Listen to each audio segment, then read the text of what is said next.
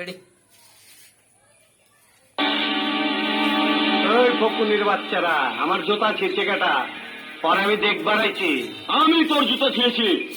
আরে তোর তো কপাল ভালো, তুই আসিস নি, তাহলে জুতার মতো তোকেও ছিঁড়ে ফেলতাম। দেখ, আমাকে ভালো করে দেখ। আমার মনে হইতাছে আপনি মানুষ না। অবশ্যই মানুষ, আল্লাহর সৃষ্টির শ্রেষ্ঠ জীব, নাম আমার বাদশাহ।